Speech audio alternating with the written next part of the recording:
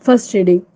A reading from the Acts of Apostles, chapter 10, verses 34, 37 to 43. Then Peter addressed them. I now really understand, he said, that God has no favorites.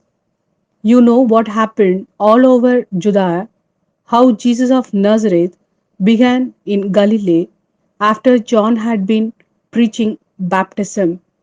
God had anointed him with the Holy Spirit and with power, and because God was with him, Jesus went about doing good and curing all who had fallen into the power of the devil. Now we are witnesses to everything he did throughout the countryside of Judea and in Jerusalem itself. And they killed him by hanging him on a tree. Yet on the third day, God raised him to life and allowed him to be seen, not by the whole people, but only by certain witnesses that God had chosen beforehand. Now we are those witnesses. We have eaten and drank with him after his resurrection from the dead. And he has ordered us to proclaim this to his people and to bear witness that God has appointed him to judge everyone alive or dead. It is to him that all the prophets bear this witness that all who believe in Jesus will have their sins forgiven through his name. This is the word of Lord. Thanks be to God.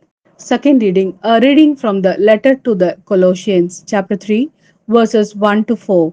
Since you have been raised up to be with Christ, you must look for the things that are above, where Christ is, sitting at God's right hand. Let your thoughts be on things above, not on the things that are on the earth, because you have died, and now the life you have is hidden with Christ in God.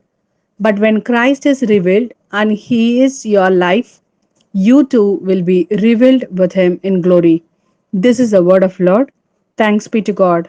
A reading from the Gospel according to John, chapter 20, verses 1 to 9. It was very early on the first day of the week and still dark when Mary of Magdala came to the tomb. She saw that the stone had been moved away from the tomb and came running to Simon Peter and the other disciple, the one whom Jesus loved.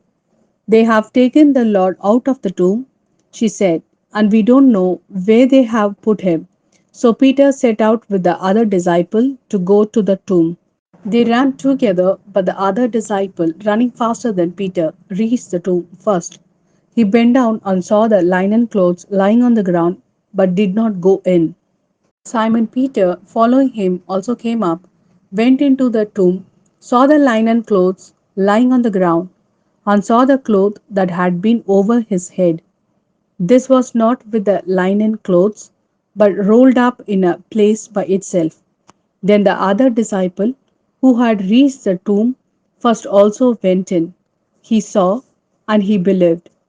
Till this moment, they had still not understood the scripture that he must rise from the dead.